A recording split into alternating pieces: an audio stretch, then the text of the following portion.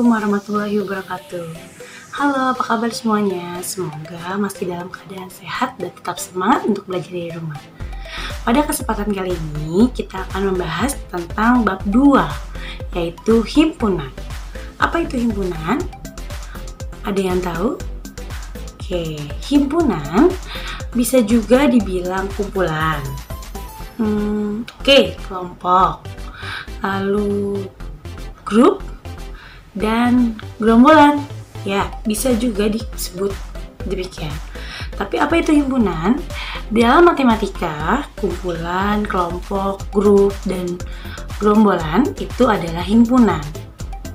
Oke, yang perlu kalian tahu dan kalian garis bawahi adalah setiap himpunan merupakan kumpulan. Tetapi kumpulan belum tentu himpunan. Mengapa demikian? Karena yang dikatakan himpunan dalam matematika adalah kumpulan dari suatu objek yang sudah terdefinisikan dengan jelas secara umum. Jadi maknanya sudah jelas secara umum, bukan berbentuk pendapat orang lain. Seperti contoh, misalkan saya punya kumpulan lukisan yang indah. Apakah merupakan himpunan? Apakah bisa terdefinisikan secara umum? Ya, kumpulan lukisan yang indah bukan merupakan himpunan. Kenapa demikian? Karena arti dari lukisan yang indah itu bisa banyak. Bisa menurut saya indah, menurut kalian tidak indah. Bisa juga menurut kalian indah, menurut saya tidak indah. Jadi, untuk kumpulan yang demikian, tidak bisa dikatakan sebagai himpunan. Lalu kumpulan seperti apa yang bisa dikatakan himpunan? Kumpulan yang bisa dikatakan himpunan adalah kumpulan yang sudah jelas definisinya. Contoh, kumpulan kendaraan yang beroda 2. Oke, silakan kalian sebutkan anggota-anggotanya. Kendaraan bisa sepeda, bisa motor, dan masih banyak yang lainnya. Tapi jelas, definisinya adalah yang mempunyai roda 2. Jadi antara saya dengan kalian mempunyai pandangan dan makna yang sudah jelas. Itu yang disebut dengan himpunan. Jadi semua himpunan merupakan kumpulan, tetapi semua kumpulan belum tentu himpunan. Harus kalian garis bawahi, himpunan merupakan kumpulan yang sudah terdefinisikan secara umum dan jelas.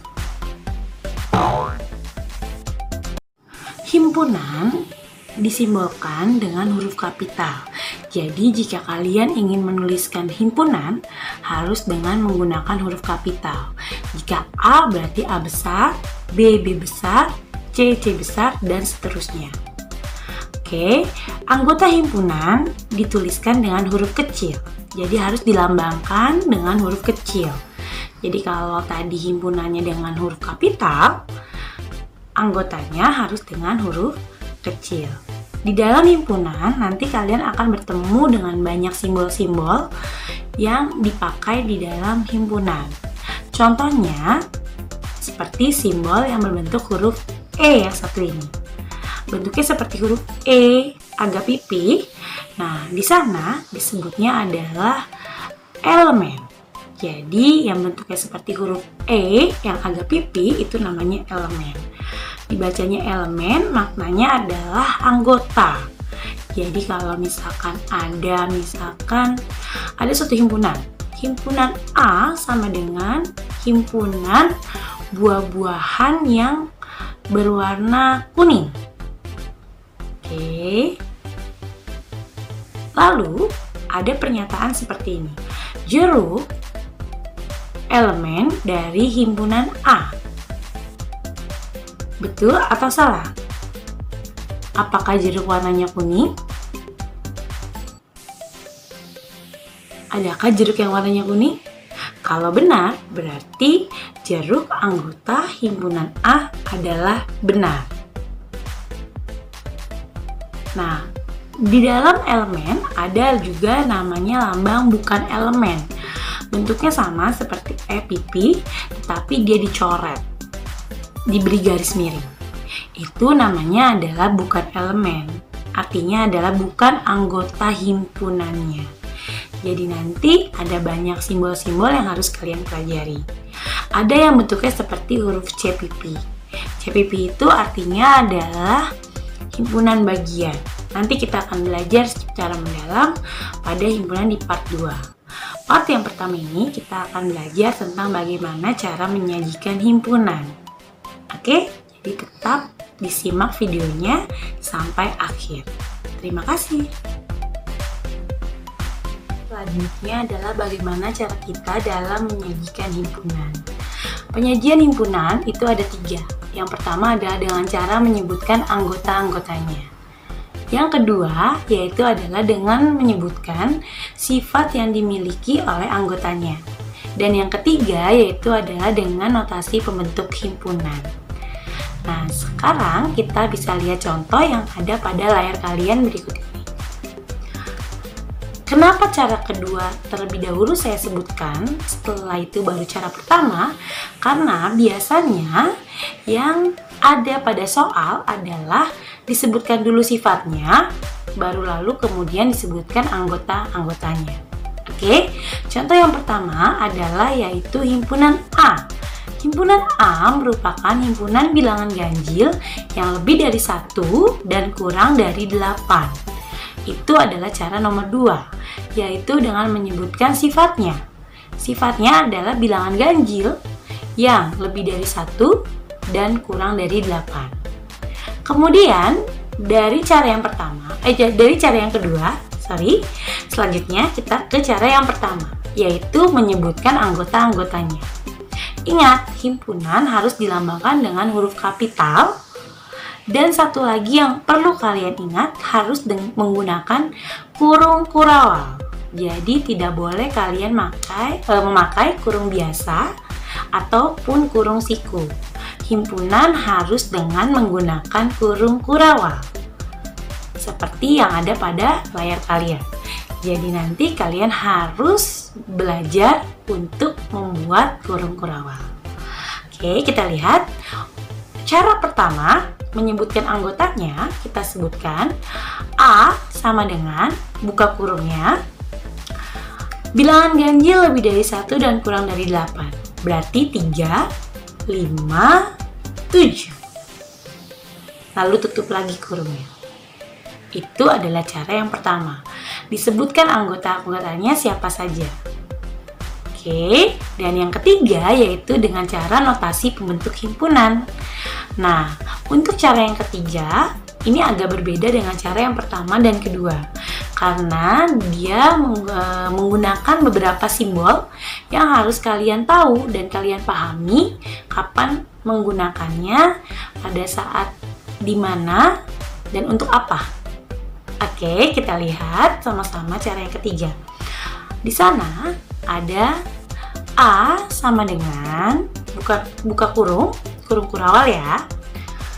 X, lalu ada garis lurus. Garis lurus di sana itu biasa disebut di mana. Jadi X di mana? X, karena X-nya ada di antara 1 dan 8, kalian harus tulis X-nya di tengah-tengah. Oke, diingat lagi pelajaran pertidaksamaannya. X lebih dari 1 dan X kurang dari 8. X elemen bilangan ganjil. Di sana sudah mulai ada simbol elemen. Berarti X merupakan anggota dari bilangan ganjil. Setelah itu baru kalian tutup lagi kurung kurawalnya. Himpunan itu ada banyak macamnya. Ada yang namanya himpunan kosong. Apa itu himpunan kosong? Himpunan kosong adalah himpunan yang tidak memiliki anggota. Jadi kalau dia himpunannya kosong, berarti dia tidak memiliki anggota sama sekali. Bagaimana Bu contohnya? Contohnya, misalkan saya punya himpunan B. Himpunan B adalah himpunan bilangan ganjil yang habis dibagi 2. Sekarang kita cari anggotanya. Menurut kalian, adakah bilangan ganjil yang bisa habis dibagi 2? Tidak ada. Maka dari itu, anggota dari himpunan B tidak ada anggotanya. Nah, himpunan yang sedemikian disebut dengan himpunan kosong, di mana tidak memiliki anggota.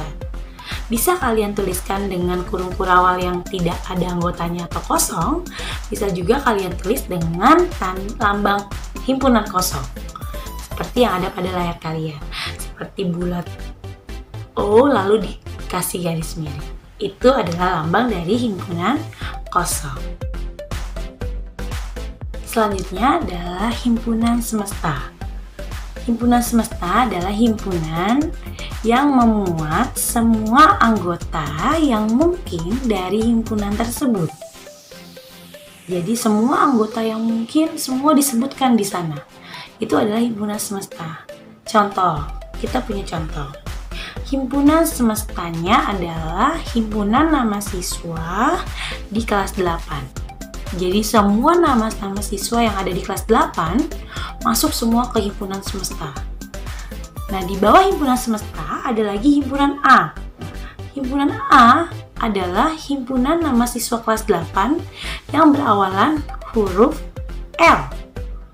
Berarti pada himpunan A hanya siswa yang berawalan huruf L saja yang namanya berawalan huruf L yang masuk ke dalam himpunan A. Adakah himpunan A di dalam himpunan S? Ya, ada. Kenapa? Karena himpunan S memuat semuanya, tetapi himpunan A diambil dari himpunan S yang sudah tadi memuat semua dan hanya huruf yang berawalan huruf L saja. Oke, dan yang kedua, contoh lagi. Di bawahnya ada lagi himpunan B. Himpunan B adalah himpunan yang memuat nama siswa yang berawalan dengan huruf S. Nama siswa kelas 8, Nama siswa kelas 8 yang berawalan huruf S. Yang C, di bawahnya lagi ada lagi himpunan nama siswa kelas 8 yang berawalan dengan huruf S. Semesta ada tidak di semesta himpunan B dan C? Iya, ada. Jadi kalau semesta itu memuat semuanya, nanti di bawah semesta dia akan punya himpunan-himpunan lain yang menjadi anggotanya dari semesta yang tadi. Oke? Nanti kalian akan pahami selanjutnya di himpunan bagian. Sekarang silakan kalian ambil bukunya, jangan lupa catat bagian pentingnya, dan selamat berlatih. Untuk latihannya, bisa kalian lihat pada buku paket matematika halaman 116. Ayo kita berlatih 2.1.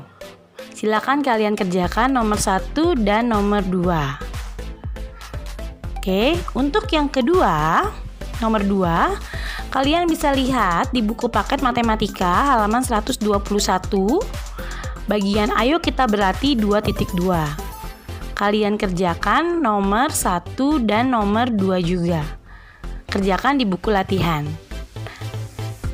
Hasil jawaban yang sudah kalian kerjakan, silakan kalian tulis di kolom komentar. Jangan lupa sertakan nama serta kelasnya. Tulis jawaban singkat saja. Misalkan 2.1 nomor 1. A ya, B tidak, B bukan, C ya, dan seterusnya. Seperti itu. Jadi nanti Bu Lita akan melihat nilai kalian yang pertama kali dari kolom komentar yang ada pada video ini. Selamat berlatih!